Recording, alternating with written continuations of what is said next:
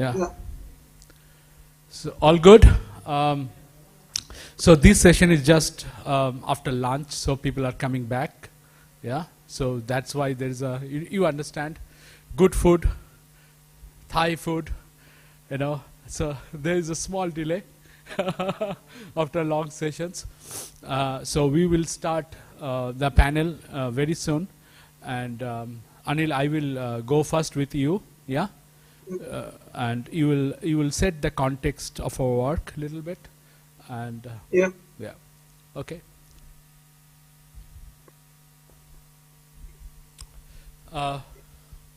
May I ask Lars Sude Rico to be on the dais? Lars, yeah.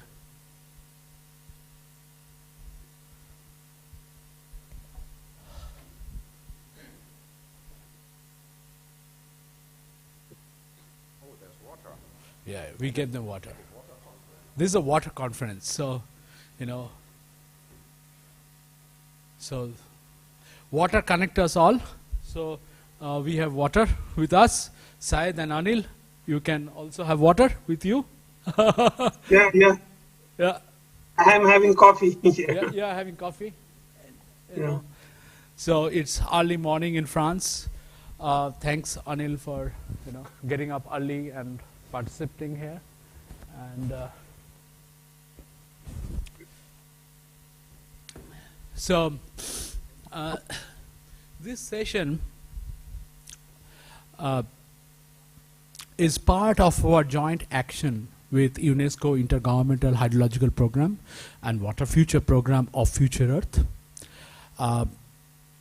There is a SDG acceleration framework, and because the global community feels that with few years left, we need to accelerate on our path to achieve the critical SDG targets, and water is one of the most important one, which connect, with many of the other SDGs. And there is a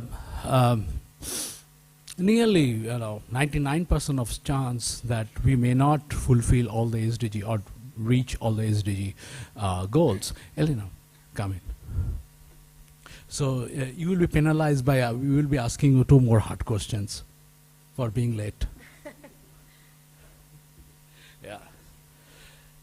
So then UNESCO, IHP and Water Future Program, we planned this joint action, Science for SDG 6 and other SDGs. And there we see a clear role of science embedded in the broader SDG 6 acceleration framework, where there are so many ready-to-use scientific tools, methods, approaches which can be brought into use, and to help countries to leapfrog, to accelerate in the journey to meet SDGs.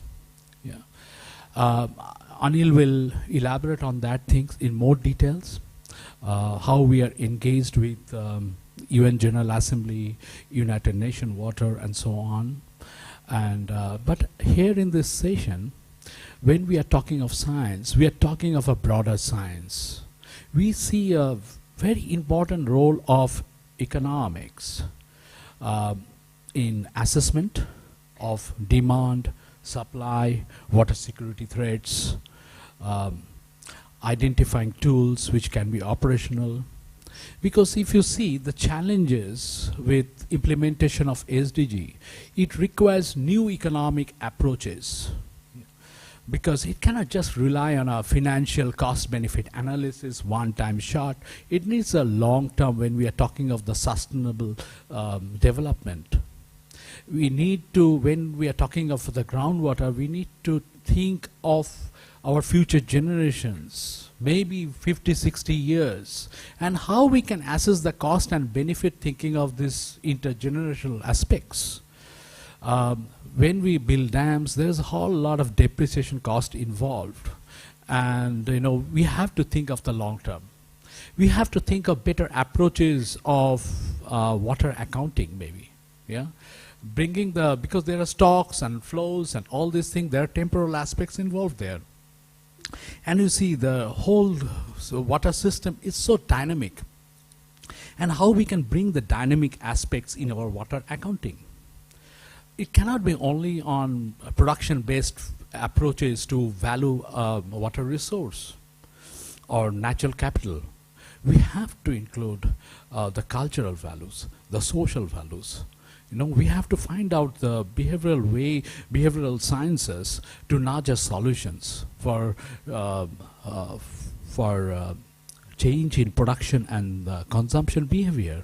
Yeah, so there are a lot of open questions in economics, and which can play a very critical role also to translate the science, pure science, into policy making. Because pure science, sometimes we are quite more focused on understanding the state of the resource. We do not look into the consequences and impacts. So where economics can play a very important role in bridging that thing, in valuing consequences, valuing impacts, understanding the cost of action, understanding the cost of inactions, and convey to the policy makers, regulators, that if you do this, this will be the cost, if you do that, that will be the benefits, and so on. Saying these things, I want to introduce our panelist here, yeah, Elena Lopez-Gunn. Elena is on several important boards with climate change. You participated in IPCC report. Elena also is the co-chair of the Water Future Working Group on economic water security. Yeah, glad to have you here, Elena. Then we have Rico Ancog. Rico Ancog is a professor at University of Philippines, Los Banos. He's a dean there. And Rico is also an environmental economist.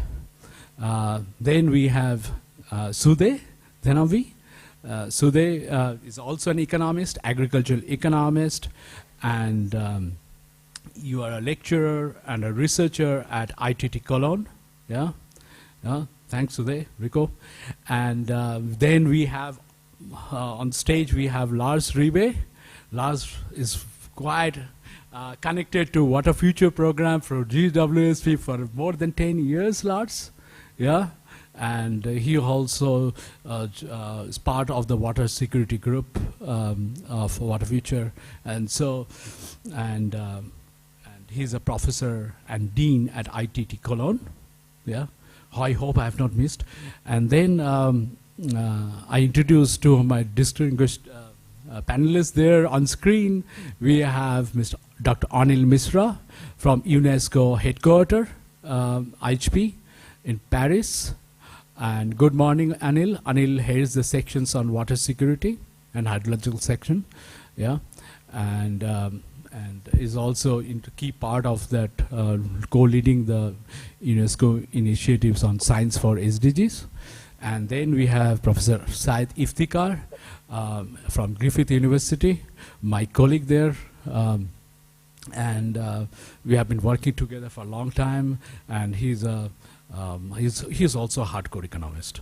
So we have hardcore economists, we have non-economists, and in the team, and we have context builder and visionary like Anil. And the most important thing here, we don't have any presentations. So we will chat. We will learn from you. Yeah, that's the whole purpose. And our panelists will even, please raise some questions, not answer them. We want the answer from you as well. So it will be more interactive because there are so many open-ended questions. So given that, I will not waste my time. I'll go to Anil.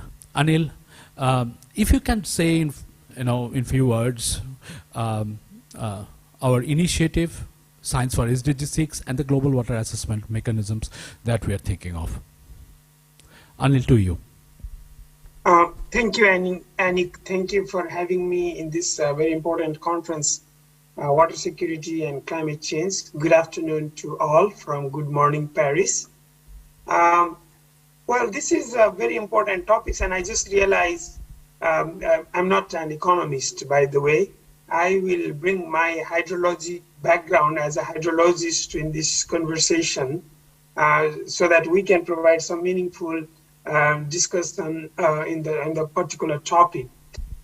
First, the title of the conference, Water Security and Climate Change. So climate change, how we can address water security issues.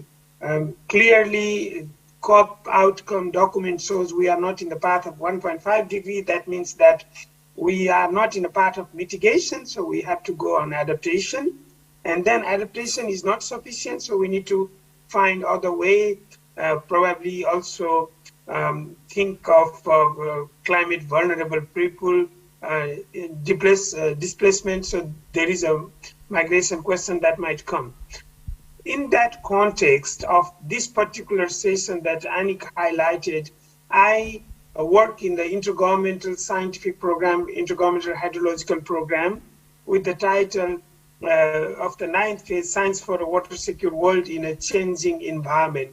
And we team up with the Sustainable Water Future Program to propose a game changer. As you may know, after 46 years, in March, there will be a UN conference on water, which is going to set up with a milestone.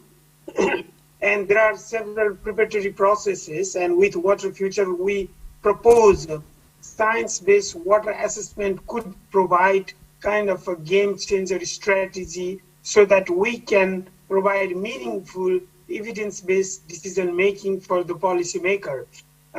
As science is important tool to provide you accurately to talk about water predictability, early warning system, we really need to have also assessment of water resources system, assessment of implementation, assessment of funding needs, assessment of knowledge gap and generation. So these are the components that we want United Nations to recognize and have kind of an IPCC model of water resources, not only for scenarios, but providing solutions, providing assessment through the implementation, providing probably assessment of countries' reporting mechanism of SDG accelerator framework, providing guidance through national adaptation policies, particularly focusing on water. So this is a game changer idea that we have submitted to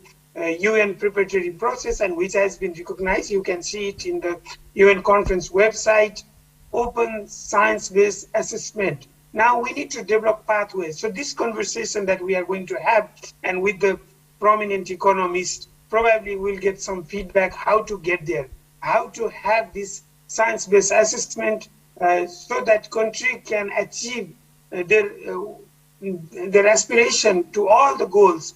In fact, water connects and flows through all the 17 goals and targets. So this is where we stand.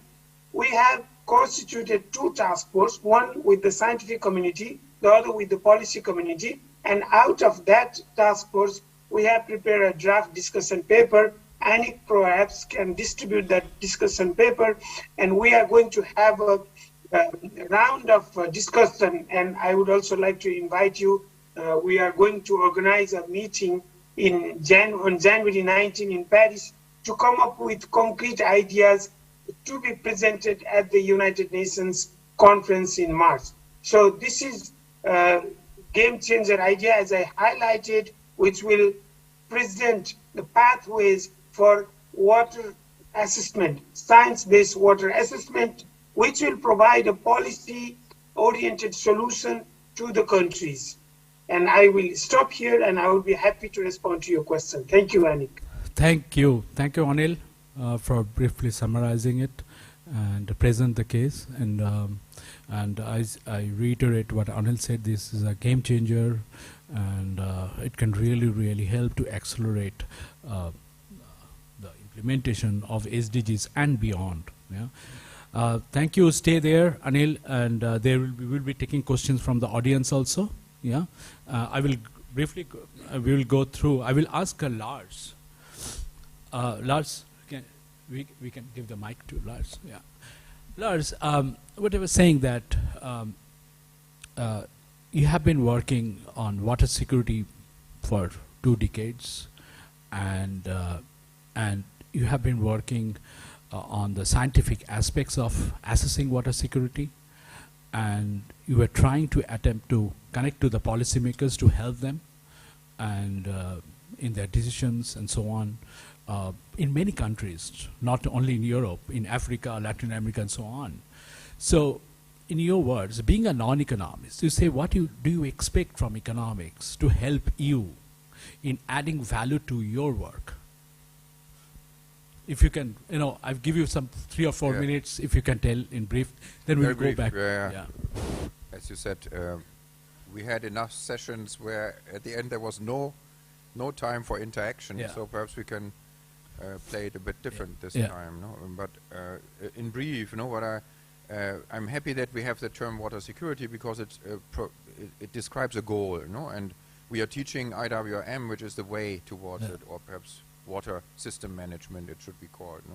But we are following that in a way that is transdisciplinarity, and that is, let's say, the idea here is that we are doing something for the good of the society, and that is, I think, the idea of this. If it is global assessment or if it's local assessment, it doesn't matter. It's always that we are trying to understand the systems in order to shape them for the good of the society. And what is good for the society can be measured. And I think this is the role of economics, to my understanding. New institutional economics, not, as you said, only costs and benefits in a classical way, but looking at values that we create. So, and this is, if we think about solutions that we as more technically or natural science-based people can think of, understanding the hydrological cycle, quantifying it, building water accounts, then if it comes to solutions, we can present them. We can also perhaps select the most suitable ones, but how to judge what to do and how can it lead to investments? I think here we need the link of economists, and then we talk about quantification of values. I think especially if you think about nature-based solutions, it is much more difficult than for the classical, let's say, the gray or whatever you call it solutions. Neoclassical economics. To quantify. No, I mean the green. We talk about nature-based solutions, for example. We a lot also, but how to quantify the benefits? That's a big problem. That is, what is the real benefit, even in physical, environmental terms, of restoration of a wetland, of a riparian area, of a forest, of swales even. So that is how to quantify that. It's much more. It's much easier to do that for a channel, or a reservoir. So that is, and so there we have a challenge, but also in the evaluation of it, and then coming back to what Anil said, this initiative of United Nations to support a scientific process to assess water resources, in that sense, could be extremely valuable. And here I would like to call for building upon existing instruments, like we have a strategic environmental economic accounting process, then you have water, you have ecosystems, and so on. So that there is a framework, and I think we have to fill this framework with the information from science so that it can be picked up by policy at the end and by decision making. So that would be my understanding of the connector, the economy as a connector that is translating not everything in dollars, euros, or whatever currency, but then it really into value and to understand it. As you said, long-term perspective, the more you look into the future, the more uncertainties we have. I think that is for hydrology the same as for economists. But somehow we have to approach it, I would say. And that's a good point, and I will come to Rico maybe. Rico, with what Lars said, transdisciplinary, holistic, and all these things, in economics, we have all that in ecological economics. How we can use the best things of ecological economics for SDG implementation, and whether that CEA framework and CEA framework and some of the frameworks which we have at the same step, you can little bit elaborate what is that framework on, but many of the economic frameworks are very static. Static, okay. And we need near real time, we need dynamic aspects of it, to support those kind of assessment. Can you reflect on that, Rico? So it is very important now that from that perspective, we have to really see the connection between the natural sciences and also the economic system. The usual paradigm before is that it's as if when we make decision, it's separate from the environment. But in ecological economics, we then put premium on the importance of the environment within the economic system within the confines of the environmental system. And the interdependence between the two is crucial to be then accounted for, meaning quantified as well as monetized, so that you have a clear basis in the way you will then make decision. Now, the way we make decision is crucial in this aspect because it requires methodological framework. And this is where the SIA, the systems of environmental and economic accounts, would be very crucial. Because one problem that we have, and we have to clearly understand on this, is the disconnect between the data that the natural scientists, the physical scientists are getting in relation to the economic decision making. SIA is a framework, therefore, that connects these two. You look into the hydrological cycle over an accounting period. So therefore, there is an attempt, perhaps this is the transdisciplinary approach, that really connects the two. We're interested, therefore, to collect necessary data related to physical flow. So this is the physical flow accounts. You also have the physical asset accounts, and then also you have the economic information. Therefore, by SIA alone, you put all of these necessary information at an appropriate scale so that when we look at a particular water resources, it's not just seen from the perspective of one discipline or another discipline, but really is a combination of these various information from various disciplines. So that puts us in a far better position to make decision making. To me, that is very crucial. I will come back to you, Rico, later. Elena, one of the aspect, and which was also highlighted by Tony also in the urban context, is the blended green and grey infrastructures, and also mentioned by Lars. We have done, because there has been a lot of work on green and grey infrastructure, and that was basically, on a spatial level, like where to deploy the green infrastructure, where to deploy the grey infrastructures, and with a limited time frame. But and sometimes we don't see the value of the blended approach if we have a limited time period, because green infrastructure period is a long term, and grey infrastructure immediately can provide the benefits and services. So do we need a temporal approach? What to suggest means how economic accounting or optimal resource allocation or investment economics methodology can provide to help your studies or in your assessment on, because you have been working on this topic for a pretty long time. Yeah. Okay, so I think my background is kind of more on institutional analysis, so more on the governance side. So I think that indeed blended finance is going to be very important. So I'm also bringing here the leveraging of public and private and people. I think we now, like we saw an example today of a beautiful film that was done through crowdsourcing, and that's bringing on the power of the citizen, which I think is going to be very important in the current political context, with the current trends happening in some countries, including mine.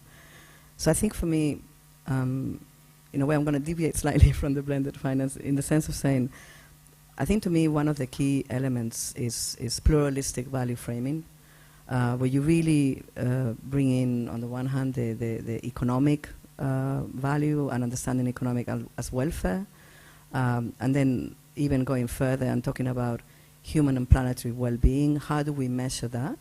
We have to really break the trend that we think a country is doing well because GDP is doing well, when in fact, we might be over-extracting lots of resources. So I think, how do we do good accounting? So building on what Rico said, I think that, to me, that's very important. We also talk about economic return on investment, but I think we also have to be talking about environmental return on investment and also social return on investment. Are we actually, are the solutions that we're developing, are they equitable? Because it's all about efficiency. Increasingly, it's also about effectiveness. But if we don't solve the equity problem, then in the long term, the system is going to be very unstable. I think the other big, and I'm throwing big questions, I know, but to me, these are still questions that are not resolved, and I think are the answer. Why is it that we talk about, the cost being externalized? And I think increasingly what we're seeing is that we're externalizing the cost onto society, and we're internalizing the benefits for the few. Yeah. That's a huge problem, huge problem. And I think I'm going to bring the fact that we're talking about water security and climate change adaptation. I think in the mitigation context, this is critical. If fossil fuels paid the price that they're externalizing on all of us, for example, on the floods in Pakistan or the fires that we had in my country, and the cost that is going to be picked up by, my ministry, and some costs that, and some of this will never be, we're crossing tipping points in the sense that some of this will never be able to be restored. So there's the complete loss of value, not replaceable. Right? I think that's another big challenge for all you economists. Yes. I think and I'll just say two more, and then I'll ask you two questions to the economists around me. One is, we talk about rational well-beings. Hello. That's not true. We are emotional well-beings, and I think we're seeing that now in the political arena. They're playing on our emotions. So how does economic face the reality on human behavior and incentives? How do we change the incentives that incorporate this new vision of people that really tap on emotions? And then you brought the issue of time. I think, for example, just thinking of COP27, we just finished 10 days ago. The whole discussion was on loss and damages and climate justice, which I think is absolutely right. But let's not forget that prevention is much more important. One euro or one bar spent on prevention is worth 7 in terms of damages. Yeah. So how do we bring the time forward? These avoided costs have to be incorporated into our current modeling and our current thinking. And then I think, to me, and this is probably my last question to the economist, is the value capture. Is there any way that the same way that you just mentioned, and I'm going to throw, you didn't see this coming, Anil, but I'll throw, because I just came with this thought. When you do natural capital accounting, can we also do social capital accounting? Can we also capture the value that if we collaborate, how much we would benefit, versus if we go down the individualistic route of everyone thinking for themselves? To me, these are things that I think, if we could somehow reflect on all of this, that would be amazing. Amazing, Elena. No, a lot of work for me, and that's what we want. We want you to open up questions. Before I go to Syed, Syed, I will go and ask Sudhe. Elena mentioned of social accounting, social capital accounting, which is fundamental. We cannot have behavioral change, anything transformational change without social capital accounting. What happens is that if we do not, in our valuations, if we do not bring about the socio-cultural aspects in it, and just put it like a sentence that we need to do this, this will not go to the policymakers or regulators table, and always we get an underestimated value, and it may go against the decisions to capture. So they cannot reflect on this. Do we have some examples where these were, those cultural values were involved, or cultural values were strong enough that cannot be ignored? Yes. I can give an example. So recently, actually, Lars is very, very well involved in the project. It's about Erft River. And we were visiting there. There is a big project going on to revival this river, so riverbed. And there was a museum we visited. And there were lots about cultural values of this river and all the stories attached with that, all the emotions attached to that. And it was amazing. So the decision was that we want it back, this riverbed should be restored. And I was later on looking at how much does it cost, what is the cost of this decision. And I found out it's written that millions of euros, but we don't know the exact costs. So, and still they are going for that. It means the value is so enormous that they are going for that anyway. And I was thinking if in the past, previous generations, they were aware of this value, that what does it mean and which costs are attached to that, would they go through the same decision-making process as they have been, or they would have done it differently? And I think it's very often in many ongoing other projects and cases, if you really think of this environmental, social, cultural, value of water, and of course it's subjective, to the context, what is happening, where it happens. But if we can bring it into economic terms and include it in our calculations to make this total economic, yes, exactly, then it can be a real game changer, Anik, I think. Thank you. We'll come back. Yeah. So I will ask our last panelist, Syed. Yes. It's late afternoon in Brisbane, and and in the whole of SDG, we have targets, we have goals, and everything, indicators, a lot of things. From an economics perspective, one thing is missing there, which is welfare. Social welfare, because at the end of the day we want to know what is the net change in welfare, if there is a water use efficiency, if this thing happens, and it's a overarching structure that can really help. If we do not see the welfare change, there is no point in meeting SDGs.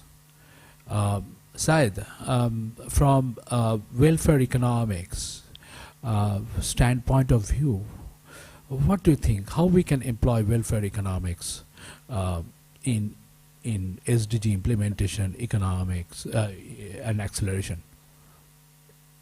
Thank you. First of all, thank you for inviting me to this panel, and I wish that I was there in the room, but unfortunately I have to be attend from Brisbane. So good afternoon, good morning, everyone. So the question Anik has asked is really important, and there is a genuine gap in terms of the literature and scientific and economic understanding of how do we assess the welfare impact of our SDG achievements. We have seen, like people have mentioned and the panelists have mentioned, that we are not going to achieve the target, the SDG targets. Now, what is the loss? Like what is it that we are actually losing by that? Yeah, we have many dimensions to this loss aspect, but one of the things that we could also think of, like as a comprehensive term, like what is the overall welfare loss of not achieving the target, or in other words, if we achieve a target, what is the welfare gain or welfare value of that? So there are some works going on, like by Professor Ed Barbier and some other colleagues, and where they have looked at, like, can we develop a framework, like using the existing welfare framework, to see if we can understand the value of achieving our target. And what they have found is that achieving these different SDG targets could have, like, they have their own interrelationship. Some SDGs could be, it does not depend or impact on each other, but there would be some cases where there are a strongly positive correlation So what they have found is that, for example, the SDG 1, it has some strong relationship with, for example, SDG 6. So then, if a country can achieve great progress in SDG 1, because of this interdependence, because of these correlations, they are also achieving quite substantially, for example, in SDG 6. So there is this interdependence, but there is also possible to have a trade-off. Like in some cases, progressing in one SDGs could have some potential negative effect on progressing or achieving some other SDGs. So this kind of interdependence is quite crucial, especially when we're talking about achieving a target. Now, why with this interdependence? That's because we have different policies which are happening at macro, meso, and micro level. But that would influence the outcome at different dimensions or different SDGs aspects. So that's why we have all this interdependence. Now, in terms of what is the welfare impact of that, they have looked at some national account, like income account, but it is possible to look at some other aspects like people's value, willingness to pay, or some other theoretical concepts. And then it is possible to link between these two aspects, like SDG achievement and the welfare impact, and to come up with a overall comprehensive assessment of the outcome or the value of SDG achievements. Anik, this is in short. I don't know. I'm happy to. Thank you. And now we'll open the floor. We will have more interactions with the audience. The reasons we are not having any presentations, because of this, we want to interact. Yeah, a lot of time we have. Yeah, please. We need a microphone there. Can you help? Tony, you have a question? Thank you, and good afternoon, and hello, Syed. It's good to see you on screen. I'm just curious on why the terminology of science-based assessment is adopted in trying to capture the what is clearly in this discussion the economic valuation of the intervention.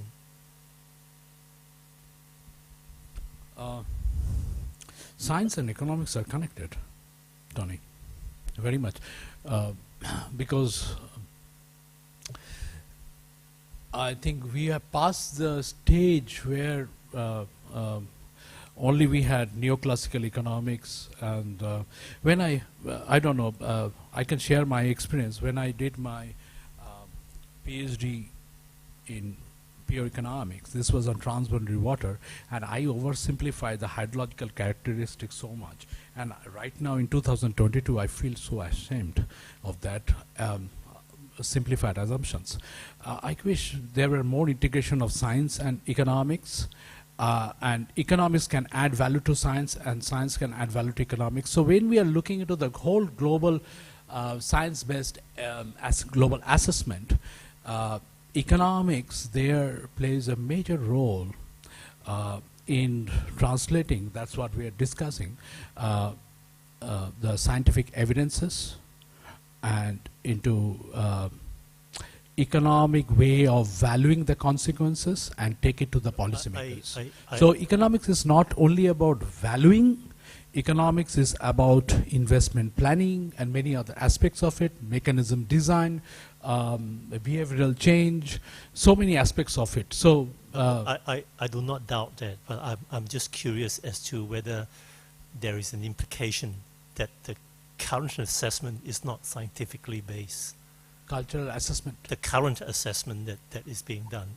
Because science is an incredibly broad term. There's physical science, there's social science, and then there is, within social science, there's the economics of it.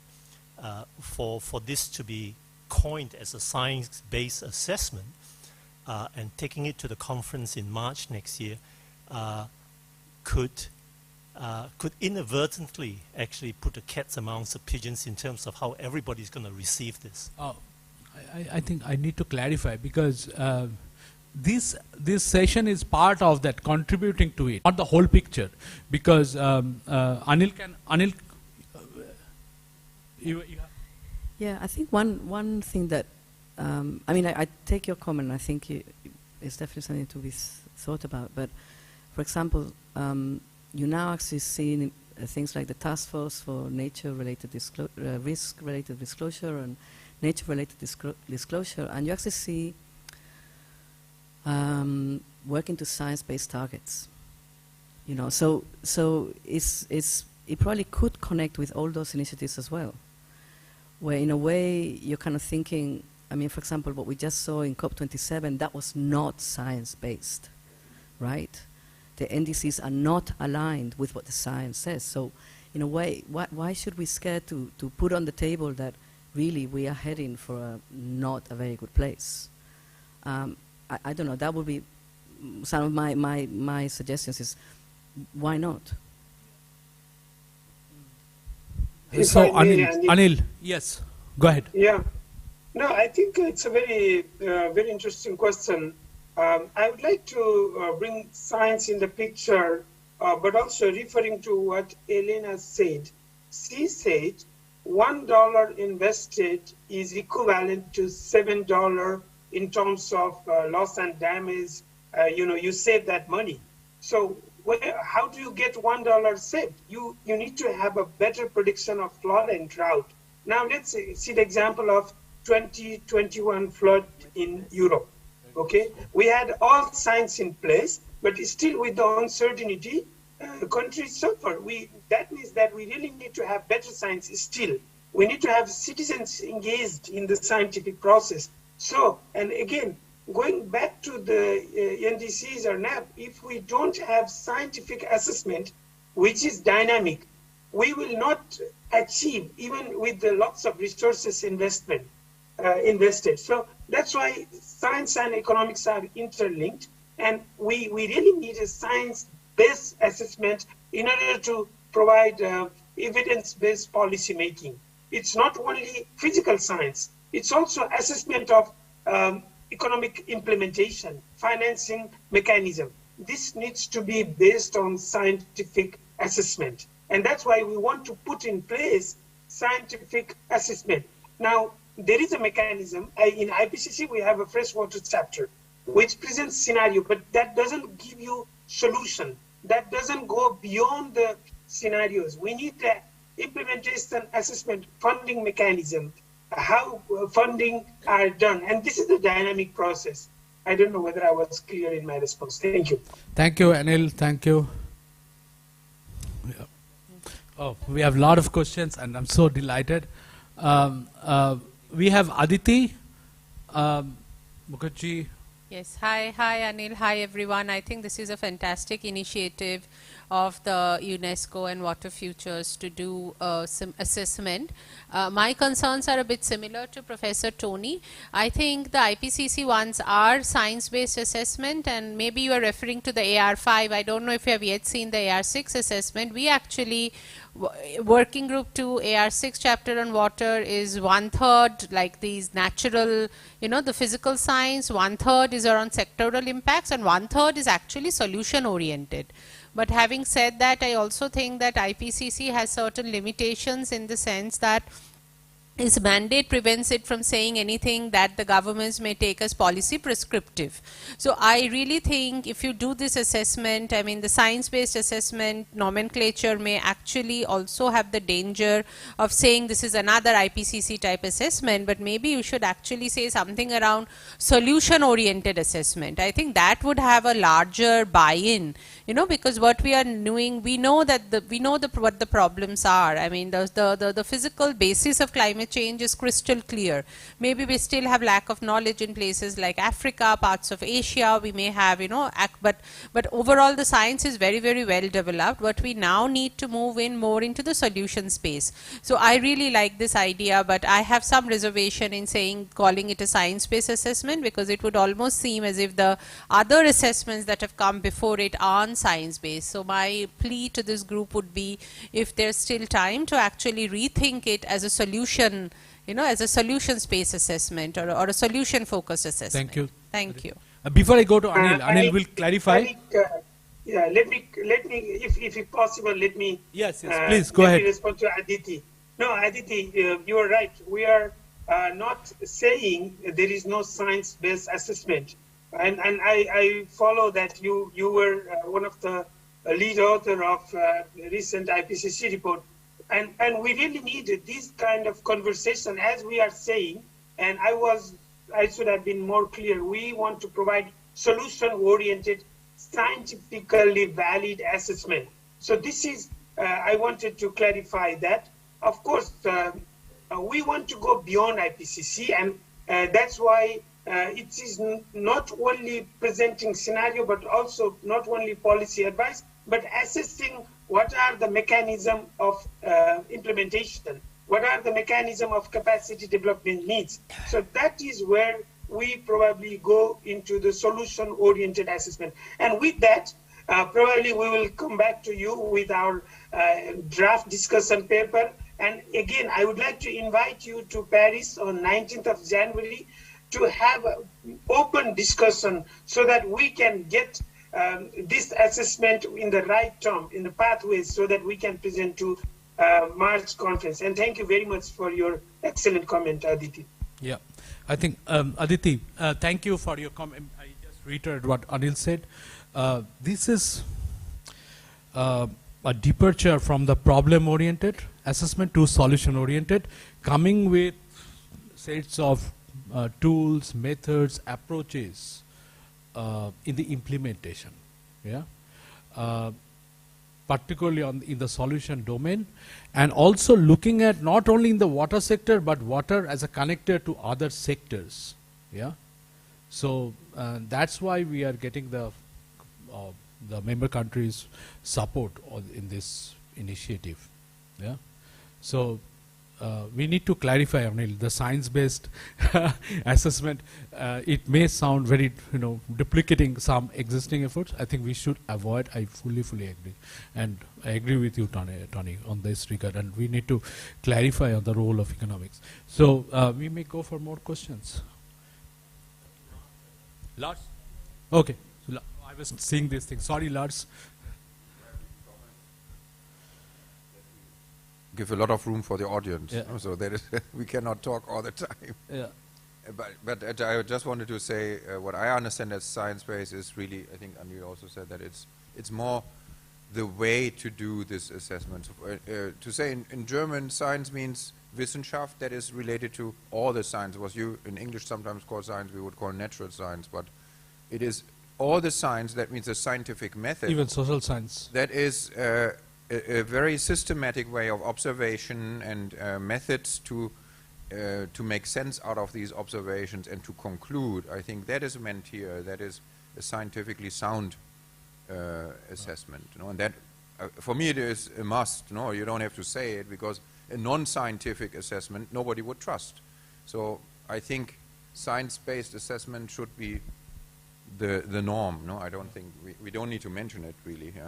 It's not an, even though we are emotional beings, but you would not say an emotion-based assessment or haphazard emotion-based evidence. Yeah. Okay. We go to. Okay. We are coming to you, Nitin.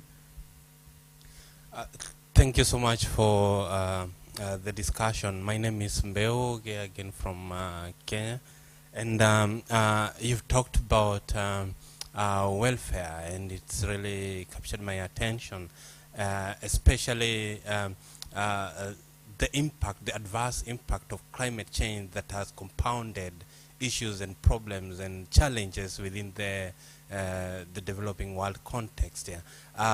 Indigenously, there are solutions already that the communities are trying to build, to cope, and to adapt to these problems. As we do our science and our researches, what's the space, or how do we bring in the indigenous solutions? Yeah, very good question. Said, can I ask you to answer? Yes, of course. That's a very important question, and especially when we think about coming from Australia, for example, which has a very rich indigenous culture, and then many of the traditional knowledge we have lost. And so this is where like learning from the traditional practices, indigenous practices, is really important. And that's where so when we talk about a purely financial framework, then often we fail to address or incorporate those values, as our esteemed panelists also have mentioned, that there's emotional, there is also social value of these things. So it's a kind of limitation of the existing framework, because when we're looking at the impact or the welfare of these technologies or these solutions, often we're taking a narrow, partial view. And that's where often the failing of the current methodology. So I would say that this is very much, we need to work more in this space, especially like I take 2 points, additional points. One is that how do we bring the future into the present? Like this cost of avoidance, how do we make it prominent, right? So, and then the other aspect is the emotion. So these are highly important points, and that's where I think there is still a bit of work for us to do. I don't know whether the panelists or Anik will agree with that, but that's my view. Yeah. Thank you, Syed. Anil, you want to say something? You have a raised hand. We can't hear you. You are muted.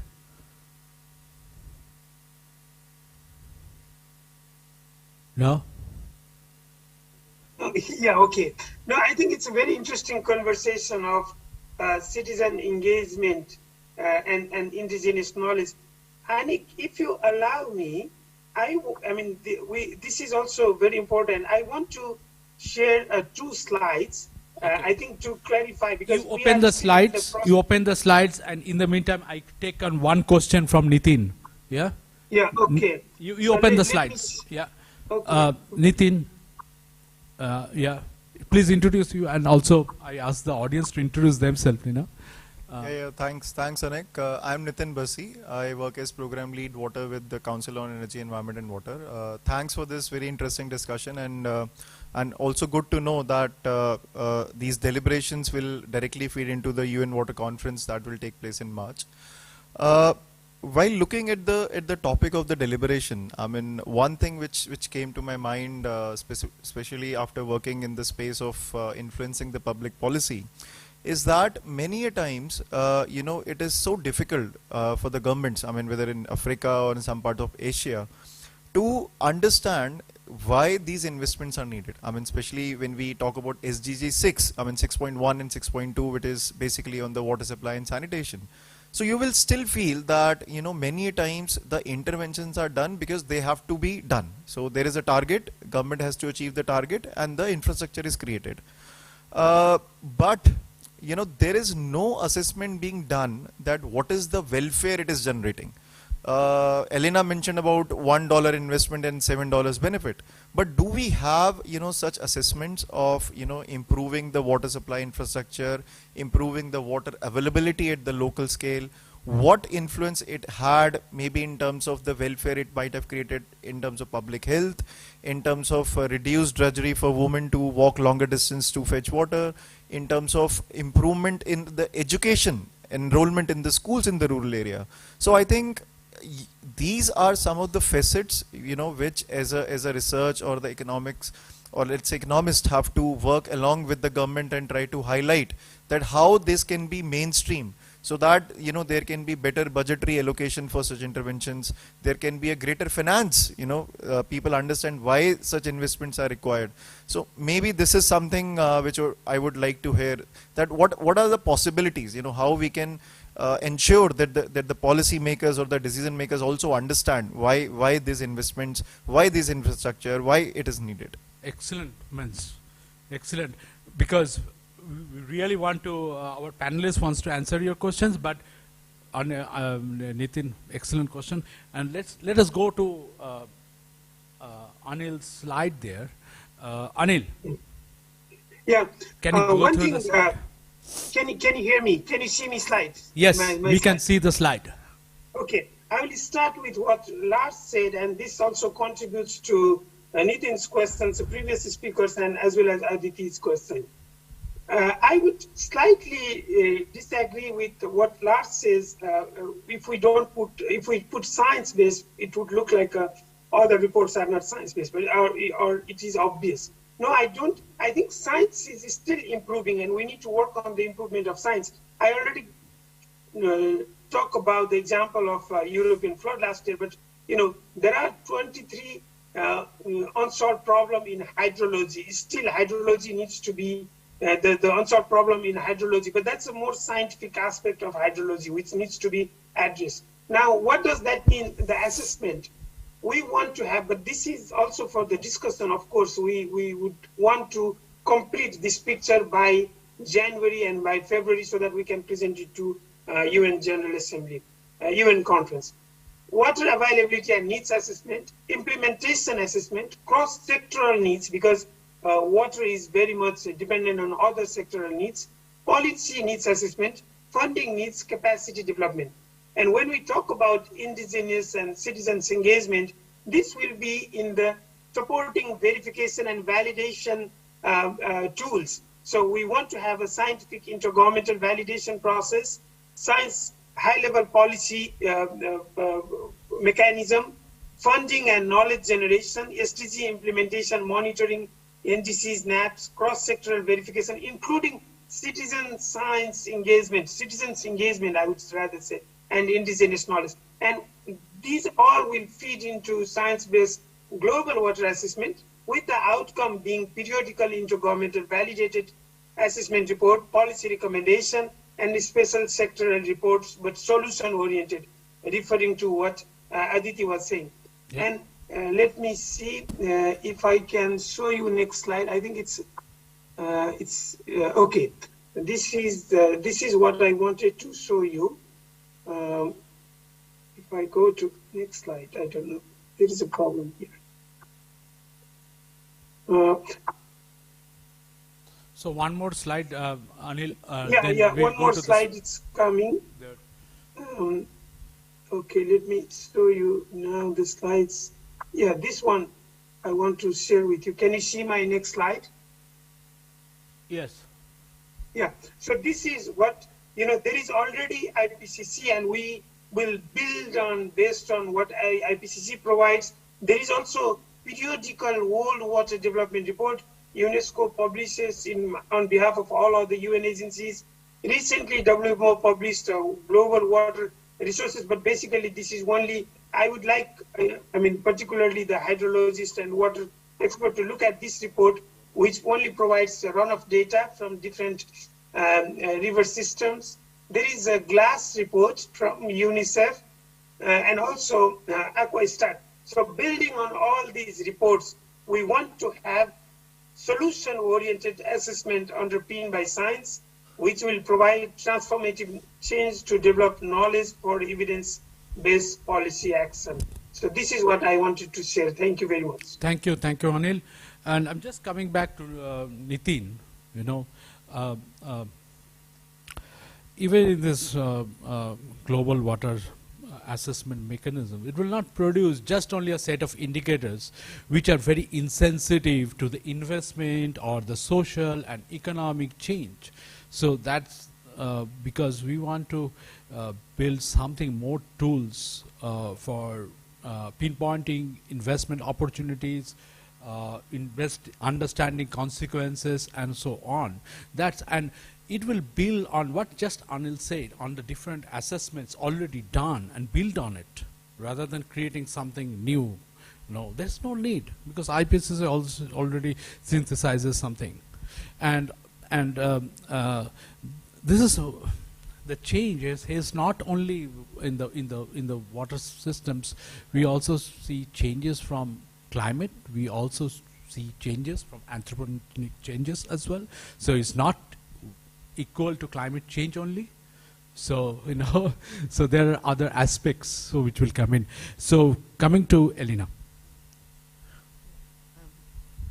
I think I'm going to keep throwing questions at the economist, because I completely share what Nitin said. I think, for example, we were involved in a project in Greece to try and get going one of the first green infrastructure projects because of they now have Medicanes, which they've never had in the Mediterranean before, which is a Mediterranean hurricane, and that's a sign of climate change.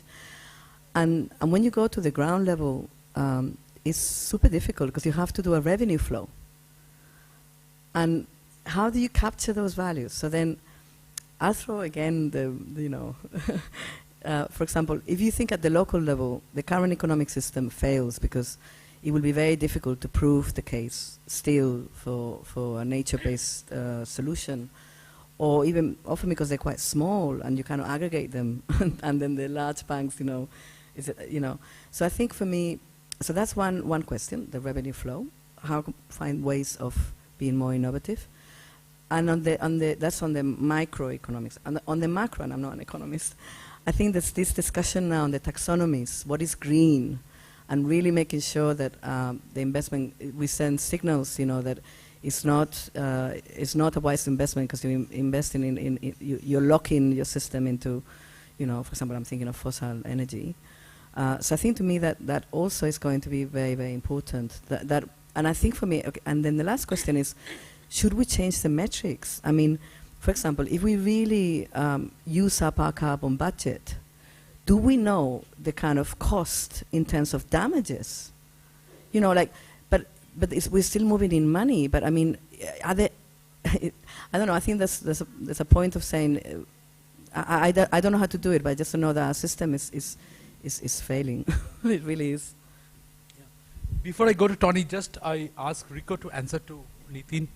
Yeah, very, very quickly. Very quickly. Because I think there's already an expressed need that we have a more comprehensive view in terms of how we evaluate projects, let's say infrastructure projects, that really takes into account a number of externalities or its impacts. But I think the only limitation so far is really more on the methods, the tools and then the techniques. So far in terms of where we are, there's already tools. We already have economic valuation techniques to take into account the monetization of these impacts. We just have to contend with the fact whether a country, in terms of their established evaluation process, that has been accounted for. Second, how good are we in really identifying those impacts so that we can quantify those and then monetize those is another area that we have to also do active research work. So if we do these two things at the very least, and then institutionalize that in the entire project evaluation system in a particular country, which if you look into the world, there are already some initiatives related to this respect. I am very much positive that the next rounds of project evaluation for projects will account those impacts in the cost estimation, as well as will account for the benefits of those environment enhancement measures, which will then have a more societal scale perspective on our impact evaluation. Thank you. Sudhir, may I come back to you after Tony? Sure. Yeah, just Tony. Can you have a quick question? Look, it's just a comment really, is that, you started the session talking about how aware we are that we may not be able to meet our SDG commitments by 2030. And it seems to me that the whole mobilization of actions in the various nations has to do with a much more robust economic valuation of the initiative that we need to do. Why don't you just say that? Why don't you actually set up a program that actually strengthens the spectrum of economic valuation that you need to do to provide the motivation for government to take action? And that really is where I'm coming from, in that I completely acknowledge the discussion that we had leading to our general discussion. I acknowledge that the real gap is our ability to provide a more robust economic valuation of all the initiatives that we've seen reported in the IPCC. We see all the report. All the science is there. But what is missing is that last bit. And if you actually capture that, you will realize that the key is to find a means of motivating nations to invest and take action. And the means to it is actually a more robust economic valuation. Just my 10 seconds, reply to you, I agree with you, because we need to align many of the initiatives, actions coming together, and we can align together through these initiatives, then we can have a bigger impact. Yeah. And if we all ask the audience to throw stones, and if we ask, throw stones at this particular point, the wall will break. Yeah. The thing which I disagree with you is on the economic valuation, because economics is not only about valuation. Economics is broader than that. Economics is about nudging solution, behavioral change solutions. Many things are there. So it's not about we do the cost benefit analysis of different projects and tell it to this. It will be a very because I think there is a better demand of economics for just doing the financial cost and benefit analysis.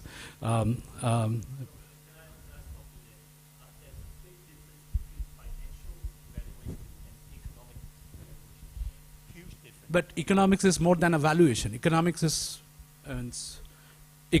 not to do just only valuation.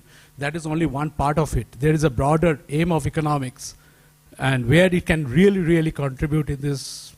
Because my understanding of economics here is actually capture of the social well-being, the intangibles, the financial tangibles, is everything that drives the economic well-being of a community. Yeah. Okay, I take your comment and I go to. Thank you. Yeah. It's actually in line with Tony's comment. I think as academic community, we need to capacitate ourselves and open up towards these different methodological approaches, especially, for example, there are many, maybe answer to other question as well, there are different quantitative methods which are very simple, like photo voice, yeah? It's fantastically, it can capture, all these emotions, the cultural aspects, and then combining it with willingness to pay, or then looking at the opportunity cost of it, and integrate it in the calculation. So I think it's maybe critical to our community that we are still, though talking about interdisciplinarity, when it comes to our methodologies, when it comes to our research design, we are still very much in our our separate lines, and we are not really integrating. Yeah. That could be maybe a possibility. Yeah, Syed, I will come back to you. I have a question from audience. Chandra? Yeah? Aditi, I know you have raised your hand. I will come back. After Chandra, then Syed, then Aditi. Yeah? Okay. So myself Chandra. So I am from IIT Tirupati, India. So initially, when you started setting the background, so Anik has mentioned about the intergenerational equity. Okay, I think you have forgot to mention about intergenerational equity. When it comes to intergenerational equity, so since you are going to new economic thinking, okay, it's because you told me that okay, it's a new economic thinking. So how you are thinking about the discount rate, because there's a lots of discussion or controversy with respect to the discount rate. Discount rate, yeah. Exactly. Yeah, so lots of controversy are there. Yeah. So whether which kind of how just take on that. And since coming to you also a little bit mention about the behavioral economic stuffs, because there's not much discussion on that, because still discussing about the valuation, okay, with staying within the boundary of neoclassical economics. Okay, so how just take on the nudging approach, other things on the behavioral economics. And the third thing I would like to mention about the social factor and cultural factors. If we look at in India, the access to water also influenced by the social factor like caste, religion, race. Those kind of factors also influence the access to water. Yeah. Okay. So I think, and fourth, I would like to ask about the valuations. So since someone has mentioned the ecological economics. Okay, the valuation means it's going back again to the neoclassical economics. Yes, exactly. That's my part. Yeah. So you're going back again to the classical economics. You should not confine to valuation. Yeah. Ecological economics, I don't think they value. Basically in rupee term, or basically in dollar term or any terms, they don't value, because valuation will be much difficult in the ecological economics boundary. Yeah. Okay. And so going back to that 1.7, so Elena mentioned about $1, $7. Okay. So loss basically. So how will value some of the intangible things? I think that's what Syed can answer. Said, you have questions, and you have to answer as well. I'll and try, if possible, but answer Tony as well. Yeah, I will start with Tony. I think what Tony has raised is a very important point, which is could be potentially one dedicated stream of activities that you can undertake as part of a new initiative, which is the standardization of how to evaluate, how to properly, comprehensively assess these kind of projects. Okay, and there could be like intergovernmental agreements, or even there could be agreements between practitioners and scientists from different countries. So that's like developing the methodology, okay, and come to an agreement with the methodology. So that's that I can see, and I can see genuine value in there. But I also agree with Anik that it's not just about valuation that we are interested in. We are interested in many more things. For example, like how to design a policy, which policy would, how do you align the incentives? Like when we go a little bit up, like little bit above, then of a single project, then we all of a sudden we are in the institutional economics dynamics, because we have multiple organizations. They have their own incentives, regulations, and the frameworks they have to follow. So these things also we have to, and there's also like a tools and techniques that we could apply to understand like how do we align the incentives, what could be the best possible outcome given the current situation or given the conditions. So that's also possible. Now, coming back to the last point, which is about the non-market valuation part, there are lots of standard literature, and there are also developing literature. So I'll not go into that part. And Rico has already mentioned that we already know quite a bit of how to do these things. Yes, we have to do better. Like we have to do develop various techniques, but we can already do quite a lot with the existing techniques. I will stop here, Ani. Thank you. Aditi, 30 seconds question. We are again not a question, but I was just very intrigued seeing Anil's slide. And I think while I agree that there are a lot of non-climatic things that affects water, but increasingly climate change will kind of, it's already starting to affect those. So I was wondering if you would be more specific around climate change, and then, the actions can then be divided into adaptation, because a lot of the adaptation options are also basically good water management practices, low emission, good water management practices. So I was thinking maybe more around adaptation, more around mitigation. Mitigation and water is completely neglected. So much of the mitigation we want to do would have huge water footprint. So just around those lines, around structuring, because I didn't see those words, adaptation and mitigation, and these are both very centrally water in your solution space assessment. Over. Yeah. Anil, hang on. I will ask you to say something at the last. Sudhe, you want to say that? 20 seconds. Okay. Yeah. Because we are running out of time. Okay. I just wanted to emphasize on the importance of the point you raised with the example of Ganga River in India. So it's amazing. On one hand, this the cultural value of the river, because of the spiritual reasons, is very high. And if you ask people there about their willingness to pay to have this river, it's immense. At the same time, as observer outsider, you would then question why the quality of water is the way it is, And then, it's again, you need to really be in the context, and then to notice that from their perspective, so this quality assessment doesn't make sense, because this river is spiritual, and it's clean. Whatever, it has healing functioning, so no matter what is there. And again, this capturing this, and then the values related, it has really a huge impact on decision making, or development projects, or awareness raising activities, or development. Yeah. A bit more than Lars? No comments? Anil? Yeah, no, just quickly, thank you, Aditi. Actually, in my initial statement, I said, we need to reduce, of course, water footprint, carbon footprint, mitigation, adaptation, including we need to consider immigration or vulnerable community from the places. So this is what I mentioned when we are not in a clear path of 1.5 degree, but that was not reflected in the slides. As we said, in the water assessment, we will not only talk about climate, but also so many other drivers. But thank you very much for your comment. Thank you. So the process we are still having, if I just summarize at the very end, we have two international high-level task force. One looking into the frontiers in science, another is science policy interlinkages, and a core team from Water Future and UNESCO is preparing the action report and discussion paper on this global water assessment mechanisms. We are having stakeholder consultations. Today's consultation was from bringing the economic aspects on it. There will be other consultations, maybe from the hydrological perspectives, maybe from the other aspects of it.